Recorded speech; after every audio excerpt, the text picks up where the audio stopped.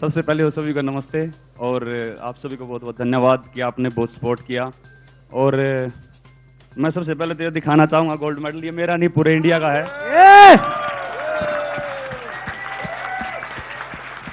और मैं उस दिन से ही अपनी जेब में लेके घूम रहा हूँ मेडल को।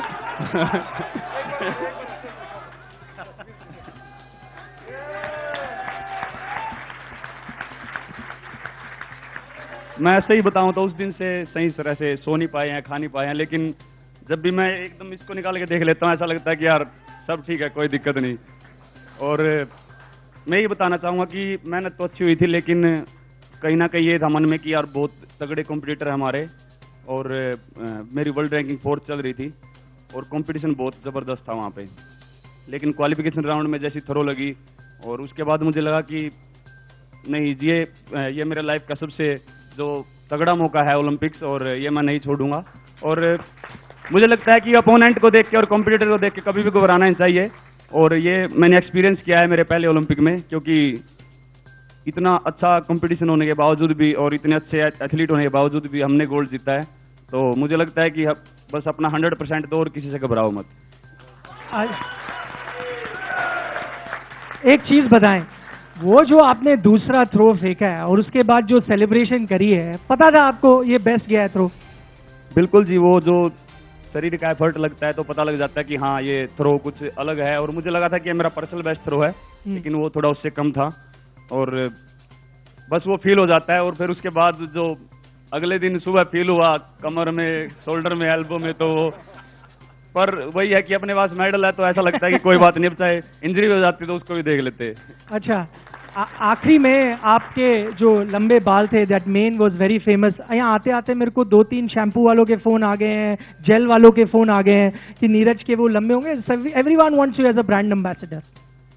जी, मुझे लगता है कि मैं शुरू से ही 9-10 साल से लंबे बाल रख रहा था, और अभी वो तंग करने लगे थे। मैं 2-3 कंपटीशन खेल रहा हूँ, उसमें वो पसीना आ रहा था, आंखों पे गिर रहे थे, और मैंने वो सिर पे वो क्या पट्टा ही बांध के देख लिया, टोपी भी डाल के देख ली, वो सब गिर जाता था लाइन से आके। तो मैंने सोचा कि यार ओलंपिक है, ऐसा कोई स्टाइल बाद में हो जाएगा, गेम पहले है।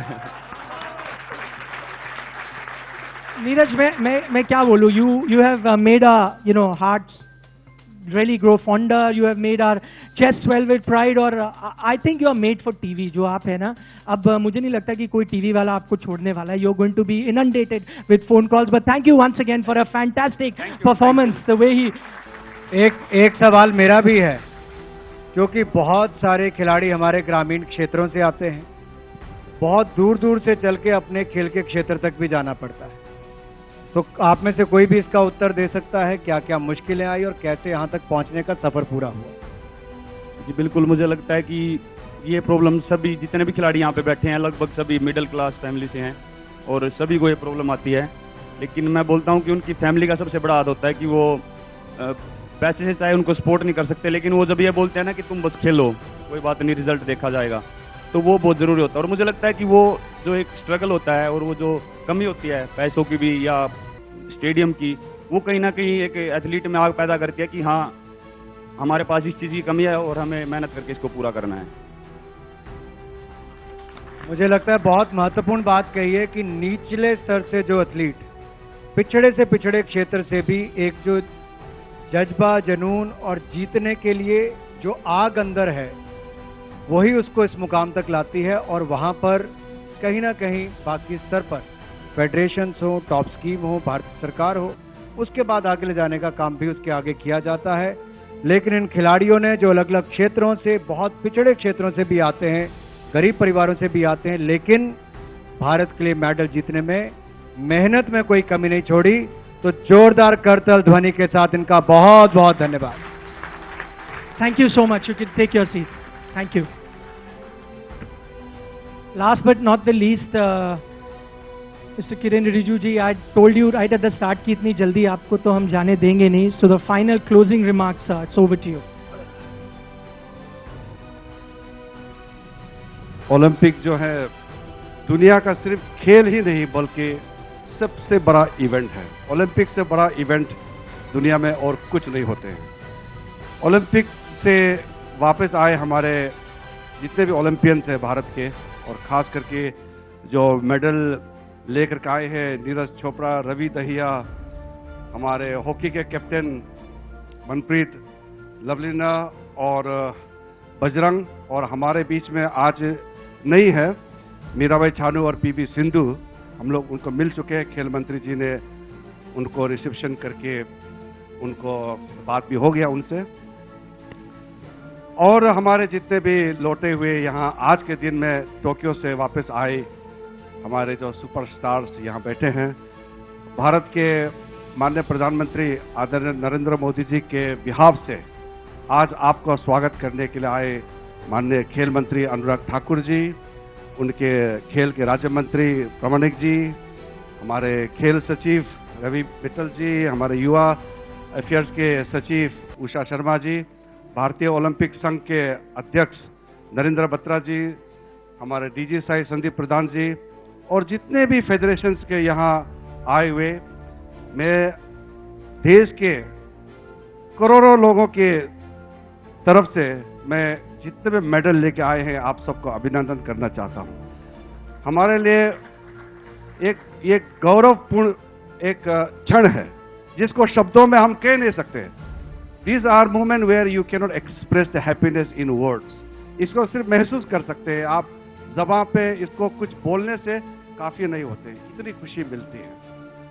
और जब हम लोग देख रहे थे आप लोग को टोक्यो में आप लोग खेल रहे थे, हम लोग इतने हजारों किलोमीटर इतने दूर थे हिंदुस्तान में, लेकिन हम लोग का भी शरीर दर्द हो गया क्योंकि हम लोग भी खेल रहे थे आप लोग के साथ में जोश में, और पूरा सपोर्ट सुबह सुबह 5 बजे उठ करके, और प्रधानमंत्री जी से लेकर के हर एक बच्चे, गांव, शहर, हर एक कोने कोने पूरे भारतवर्ष में चीयर फॉर इंडिया कर रहे थे। खेल मंत्री जी तो पूरा चीयर फॉर इंडिया लीड करके कहां कहां उसने मैसेज को नहीं फैलाया।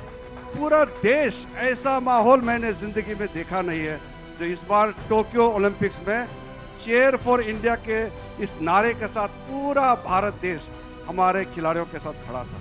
ये ऐसा पल है जो हम लोग सेलिब्रेट करते हैं, और जब खेल में जो खिलाड़ी खेलते हैं तो पूरा कंट्री यूनाइट हो जाते हैं। तो धन्यवाद आप लोगों को, आप लोगों ने हिंदुस्तान को मजबूत एक धागा में बांध के रखा, और आज आप लोगों ने जो कारनामा किया है, हम लोग सब पूरे भारतवर्ष बहुत ही गौरव महसूस करते हैं। आप लोग को शायद मालूम नहीं होगा, जब ओलंपिक तैयारी चल रही थी तो माननीय प्रधानमंत्री जी ने ये भी कहा कि खिलाड़ियों के लिए टोक्यो में खाना पीना से लेकर के आपका रहन सहन पूरा तैयारी की थी, लेकिन कोविड आते आते सारा प्लान में चौपट हो गया और स्पेक्टेटर्स के बिना ये ओलंपिक का आयोजन हुआ है।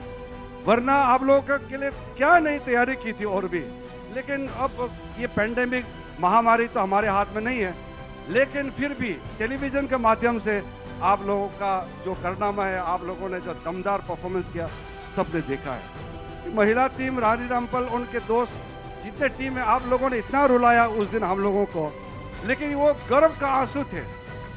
हम लोग बहुत प्राउड थे कि आप लोग मेडल नहीं लाए, लेकिन मेडल से बड़े आप लोगों ने पूरा हिंदुस्तान का दिल जीत लिया। और प्रधानमंत्री जी ने आप लोगों से बात किया, वो वीडियो देख करके हर एक भारतीय ने रोया है, सबका आंसू बहा है, बहुत इमोशनल मोमेंट था। फिर बाद में धीरे धीरे हम लोगों ने सोचा कि आप लोग जो भी हो, आप लोगों ने इतिहास रचा है। 60 मेडल लेके आए हैं, वो भी 6 स्पोर्ट्स डिसिप्लिन में। एथलेटिक्स में नीरज चोपड़ा, रवि दहिया और बजरंग पुनिया, रेसलिंग में मनप्रीत टीम, हॉकी वाला लवलीना, ये बॉक्सिंग में Mirabai, weight lifting, PV Sindhu, badminton में 6 स्पोर्ट्स डिसिप्लिन में मेडल लाना ये पहली बार हुआ है।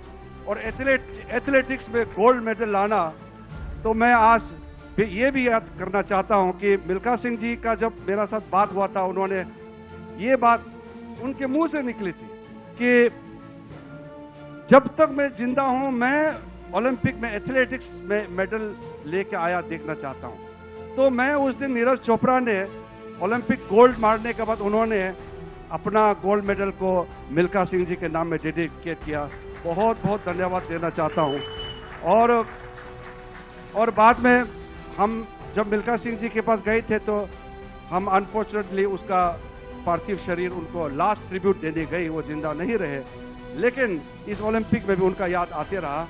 और आज जैसे मैंने कहा, बहुत ज़्यादा बोलने का समय नहीं है। आप लोगों को 15 अगस्त इंडिपेंडेंस डे के लिए माननीय प्रधानमंत्री आदरणीय नरेंद्र मोदी जी ने इनवाइट किया है सारा हमारे ओलंपियंस को। इसलिए मेडल जीते ना जीते, लेकिन ओलंपिक तक पहुंचना, ओलंपिक में खेलना, ये बहुत बड़ी बात होता है, ये मामूली नहीं होता है। इसलिए कहता है कि ये मेडल जो है कोई सोने चांदी और कांस, गोल्ड सिल्वर मेडल, जो गोल्ड सिल्वर और ब्रॉन्ज है, ये नाम है, लेकिन ये बनते हैं खून पसीने और आंसुओं से। इसलिए हम लोग कहते हैं कि medals are made of blood, tears and sweat. इसलिए आप लोगों को फिर से भारतवर्ष के पूरे देश के हमारे करोड़ों लोगों के ओर से आप लोगों को फिर से अभिनंदन, और साथ साथ जितने आपको चैंपियन बनाने में जो कोचेस हैं, फेडरेशन के जितने भी टीम है, इंडियन ओलंपिक एसोसिएशन के टीम, जितने भी पर्दे के पीछे खड़े थे खिलाड़ियों को आज सुपरस्टार बनाने के लिए, उन सब पर्दे के पीछे जो लोग बैठे हैं, काम किया दिन रात, उनको भी मैं सैल्यूट करना चाहता हूँ। बहुत बहुत धन्यवाद। जय Hind. Thank you honourable minister for this encouraging words. अब इससे पहले कि हम कार्यक्रम को समाप्त करें, मैं रिक्वेस्ट करूंगा the women's hockey team led by Rani Rampal and coach Marijne, if you can just come up here for a photo with our dignitaries, and if I can request the 3 ministers please to stand here and get a picture with the women's team. Uttar Pradesh और उत्तराखंड की तमाम छोटी बड़ी खबरों के लिए देखते रहिए समाचार उत्तर प्रदेश उत्तराखंड, खबरों की दुनिया। जुड़ने के लिए चैनल को सब्सक्राइब करें और लेटेस्ट न्यूज़ अपडेट के लिए बेल आइकन दबाएं।